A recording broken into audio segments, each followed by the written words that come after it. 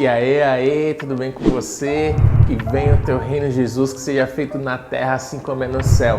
Hoje vamos para mais um episódio da série A Bíblia Mais um Livro e o que Jesus quiser, onde a gente compartilha ali um trecho da Bíblia e um trecho de um livro da semana ali. E também nós ficamos atentos a que o Espírito Santo quer nos ensinar ali na hora, as chaves ali, insights que o Espírito Santo vai nos mostrando, nos revelando. E a nossa oração é essa, que o Espírito de sabedoria e revelação nos dê o pleno entendimento de Cristo através dessa leitura da sua palavra. E a palavra de Deus, ela é viva e eficaz, ela é espírito e vida.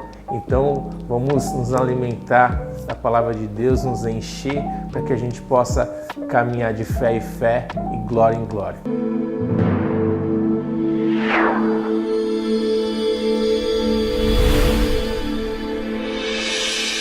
E hoje nós vamos falar sobre a ressurreição de Jesus. Uau!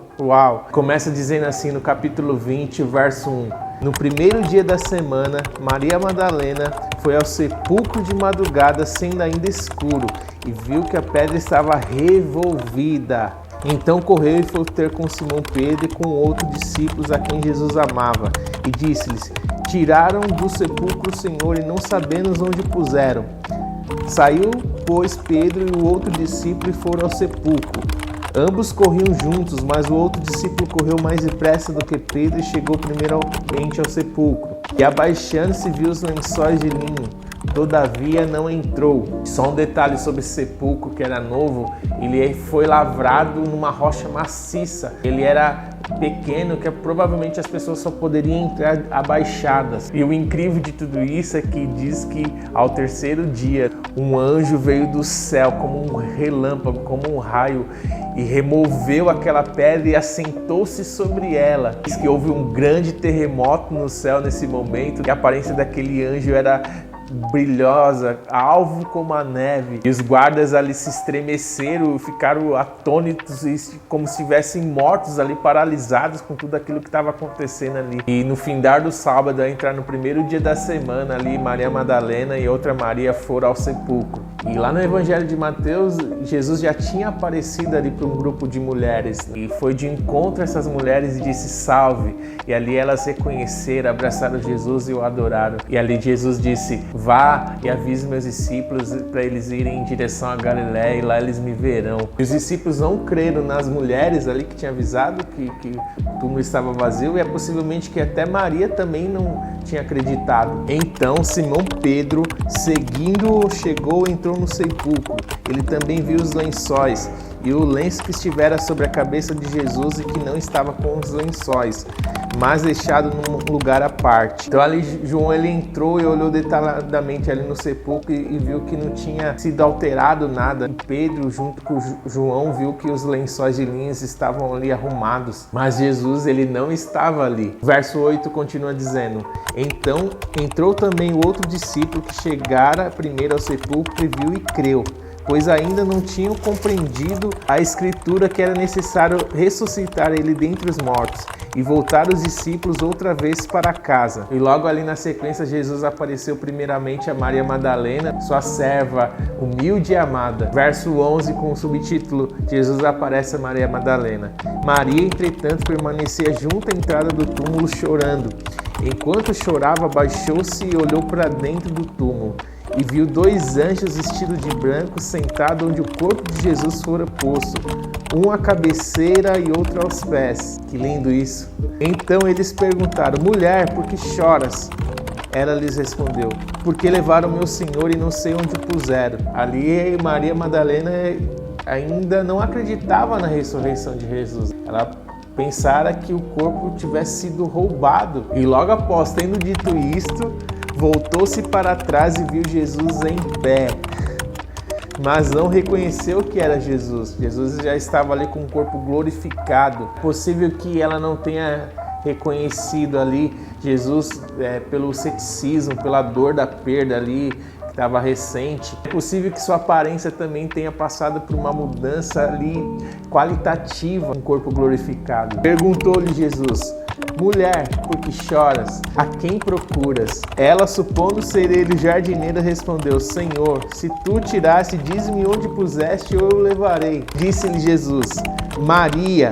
Ela, voltando-lhe, lhe disse em hebraico: Rabone, que quer dizer mestre. E a voz de Jesus, chamando Maria, revelou claramente ali sua identidade. O verso 17 diz assim: recomendou-lhe Jesus: não me detenhas, porque ainda não subi para meu Pai, mas vai ter com meus irmãos e diz-lhes: subo para meu Pai e o vosso Pai, para meu Deus e vosso Deus. Então saiu Maria Madalena anunciando aos discípulos: vi o Senhor, e contava que ele lhe dissera essas coisas. E certamente Jesus queria dizer para Maria que ele não iria ali imediatamente ao Pai, para ela não deter, porque ela teria outra oportunidade para vê-lo. Enquanto isso, ele tinha algo para ela fazer ali. Jesus aparece aos discípulos. Ao cair da tarde daquele dia, o primeiro dia da semana, trancadas as portas da casa onde eles estavam, os discípulos, com medo dos judeus, veio Jesus, pois se pôs no meio deles e disse-lhes: paz seja convosco. E o relato aqui com as portas fechadas mostra que o Cristo ressurreto poderia ali atravessar as portas, as paredes, e não destrancá-la sobrenaturalmente. E esse é um fato muito interessante acerca dessa discussão de como que é o corpo glorificado, o corpo ressurreto. O verso 20 diz: dizendo isso, lhe mostrou as mãos e o lado, as marcas deixadas ali pelas feridas da crucificação que identificava Jesus e confirmava ele não como um fantasma. Paz seja convosco. Jesus aparece ali, uma saudação comum, trazendo paz ali para os discípulos que estavam com medo, trazendo esse conforto para todos eles, mesmo que alguns tinham abandonado ali durante a sua prisão. Jesus traz essa reconciliação, a paz, o perdão novamente, e ele prossegue dizendo: assim como meu Pai me enviou, eu também vos envio. E havendo dito isso, soprou sobre eles e disse-lhes: recebei o Espírito Santo. Se de alguns perdoardes os pecados, são-lhe perdoados. Se lhe vos retiverdes, são retidos. Assim como o Pai me enviou, eu também vos envio. Jesus é o exemplo de missões, de evangelismo. Essa é a comissão dada por Jesus aos seus discípulos, de Jesus a nós: e de fazer discípulos por todas as nações, pregar o evangelho a todas as criaturas, curar os enfermos, expulsar os demônios, que possamos ser como Jesus, manifestar a vontade dos céus aqui na terra. E como diz aqui a palavra, receber o Espírito Santo. Então receba aí a visitação do Espírito Santo, receba uma porção dobrada, receba a capacitação, que o Espírito Santo possa fluir através de você, que seus ouvidos espirituais abrem, que seus olhos espirituais se clareiam, se clarifiquem, e que principalmente, sobretudo, o seu coração esteja alinhado com o Espírito Santo, que você perceba a presença do Espírito Santo te direcionando em tudo. Ele é uma pessoa, ele é a terceira pessoa da Trindade, ele quer se relacionar com você. Então, comece seu dia dizendo: bom dia, Espírito Santo, o que tu queres que eu te faça? E inclusive existe um livro, Bom Dia Espírito Santo, que me ajudou muito assim no meu início da minha conversão, e eu recomendo para você. Então é isso, seja cheio do Espírito Santo. Então vamos dar continuidade agora na leitura do livro Ame Seus Filhos Intencionalmente, do Danny Silk. Nós paramos na página 172 e tem como subtítulo Guiados por Seus Olhos. Diz assim: um dos nossos maiores desejos como pais cristãos é de guiar nossos filhos a um relacionamento bem-sucedido com Deus. Falhar nessa tarefa é provavelmente um dos maiores medos dos pais. Eu tenho a convicção de que as ferramentas apresentadas neste livro são chaves para atingir o objetivo, uma vez que derivam do relacionamento que Deus tem conosco. Como já havia dito, eu acredito que quanto mais perto chegarmos de amar os nossos filhos como Deus ama, mais facilidade eles terão de amar a Ele. Então, o modelo, o padrão para a gente amar os nossos filhos é da mesma forma que Deus nos ama, de maneira impressionante, de maneira incondicional. Fomos chamados para sermos filhos e filhas de Deus. Nossa primeira identidade e prioridades são encontradas em nosso relacionamento íntimo e restaurado com o Pai. É através dessa intimidade que damos frutos e amadurecemos com filhos que se parecem com Jesus. É através dessa intimidade que damos frutos do domínio próprio. Quando mais profundamente conhecemos a Deus, maior valor interno atribuímos à nossa conexão com o Pai. É nesse valor que nos motiva a abraçar o estilo de vida que cultivará e protegerá essa conexão com nossos filhos. Salmos 32, 8, 9 revela a nossa intenção de Deus de que nossa conexão com Ele nos sirva de guia. Diz assim: eu instruirei e ensinarei no caminho que você deve seguir, eu aconselharei e cuidarei de você. Não seja como um cavalo ou burro que não tem entendimento, mas precisa ser controlado com freios e rédeas, caso contrário não obedecem. É muito fácil entender essa segunda parte do versículo. O cavalo burro requer uma fonte de controle externa para serem guiados. Deus não quer que nós sejamos controlados externamente, Ele quer que sejamos guiados por Ele, por seus olhos. Reflita sobre isso por um momento. Um globo ocular, os olhos não podem te dar palmadas. Então, como o Senhor te direciona com os olhos? Os olhos são a janela do coração. Deus nos conduz mostrando como as nossas escolhas afetam o coração dele. Quando fazemos algo que viola e que entristece o coração de Deus, o Espírito Santo ele nos mostra, ele nos avisa, nos constrange, dizendo: olha o que você fez com o meu coração. Ele se entristece, ele é uma pessoa também. Deus não olha com olhar de bravo, ele olha com o olhar do amor. Isso daí vai fazer mal para você, porque o pecado ele nos distancia de Deus e o salário do pecado é a morte. E para que nós não entristeçamos o Espírito de Deus. Em Efésios 4:30 diz assim: não entristeça o Espírito de Deus. E essa deve ser a nossa motivação, é alegrar o Espírito Santo que habita em nós. Dessa forma nós vamos caminhar em paz, justiça e alegria. E aqui ele conta uma história de que ele pedia para o seu filho cortar grama e ali toda vez que ele chegava o filho dele não tinha cortado a grama. E ali ele dizia: e aí filho, cortou a grama? Ele falou: não consegui. Ele precisava e o filho já tinha dito que iria cortar a grama. E toda vez que o pai chegava ele dizia: e aí filho, conseguiu cortar a grama para me ajudar? Ele falava: não. E aí o pai dele falou: será que se eu não me lembrar de comprar as coisas para o seu futebol, como que você ficaria? Seu coração se entristeceria também? E aí o filho dele: sim, né? E o pai dizia: então como que você acha que meu coração se sente sabendo que você prometeu algo para mim e não está cumprindo? Como que você acha que meu coração se sente? E o filho respondeu: acho que não muito bem, chateado, desculpa, né? E o pai responde: então quando você vai cortar a grama? Aí ele falou: pode deixar, pai, eu vou cortar a grama pro senhor. E ele disse: pai, me perdoe. E o pai: eu te perdoo, filho, eu te amo. E é dessa mesma forma, devemos obedecer a Deus para não entristecer o coração do Pai. Aqui diz assim: se Ele não se importasse com o meu coração, então não faria nenhuma diferença mostrá-lo. Se Ele não se importasse com o meu coração, cortar a grama também não seria importante.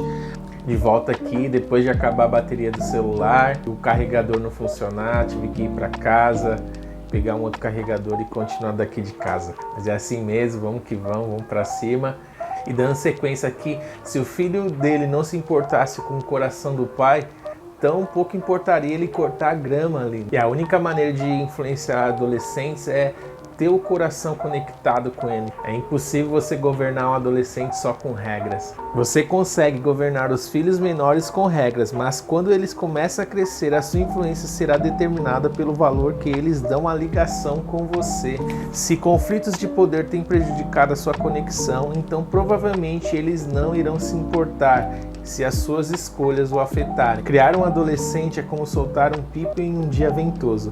Jovens são soprados pela cultura, pela pressão dos colegas e pelos hormônios. Então essa linha é a sua conexão com seus filhos, com as suas filhas. A conexão do seu coração com dele e com dela. Se essa linha estiver torcida pelos conflitos de poder e desrespeito, ela se enfraquecerá. Não irá demorar muito até que a corda se rompa e assim se vai ao meu filho levado pelo vento das forças deste mundo. O mundo jaz o maligno, como diz a palavra, mas maior é o que está em nós do que aquilo que está no mundo. Maior é a sua conexão com o seu filho do que a conexão que o mundo vai ter com ele. Maior deve ser a nossa conexão com o Pai, com Deus, do que os pratos, as tentações que o mundo nos oferece. E aquele que mais gostaria de influenciá-lo, aquele que mais o ama, aquele que possui joias de sabedoria para compartilhar, é abandonado. Queremos aprender a fortalecer a conexão que temos com os corações dos nossos para que possamos guiar com os nossos olhos. É assim que Deus faz, o Espírito Santo habita dentro de nós, ele vai nos relembrando. O seu olhar, os seus olhos estão sobre nós. Por isso muitas das vezes não pecamos, porque Sabemos que existe um Pai zeloso que se importa, que se preocupa e que tem interesse no nosso melhor. E o pecado é prejudicial não somente para nós, para as pessoas que estão às nossas voltas, e também entristece o coração do Pai. E essa é a dimensão que nossos filhos devem andar, se preocupando em agradar o coração do Pai. A Bíblia diz que a alegria do Senhor é a nossa força, ou seja, alegrar o coração do Pai vai nos dar força. E os nossos filhos, alegrando os nossos corações, alegrando o coração da mãe, do pai, ele também se alegra e isso dá forças para ele. Quando eles olharem em nossos olhos, eles saberão: caramba, o que estou fazendo está afetando o seu coração, está machucando você, me perdoa. Eles mesmos se direcionam para honrar os pais.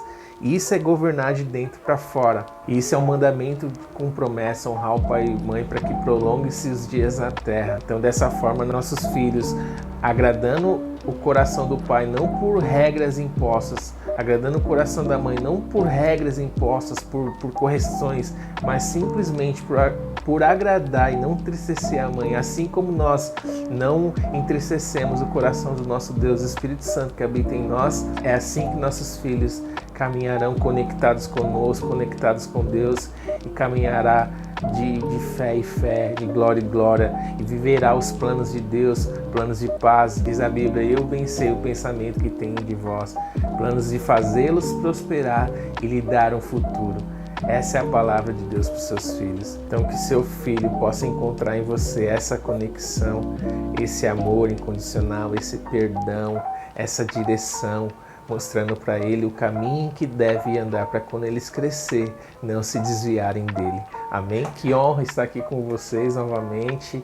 Se você gostou desse vídeo, se alguma coisa te edificou, compartilha esse vídeo, se inscreve aí no canal para que outras pessoas também possam ser edificadas de alguma forma. A oração é sempre essa, que o Espírito Santo continue falando com você, ministrando ao seu coração no decorrer desse dia, que essa palavra encontre morada no seu coração e gere frutos. Eu te convido a você caminhar obedecendo o coração do nosso Pai, em alegrar o nosso Senhor, que a cada dia nós possamos ser aperfeiçoados no Senhor, em domínio próprio, em mansidão, em amor ao próximo. Que Jesus seja este modelo. Até o próximo episódio, que você tenha um ótimo dia na companhia de Jesus. Um grande abraço, tamo junto, um abração.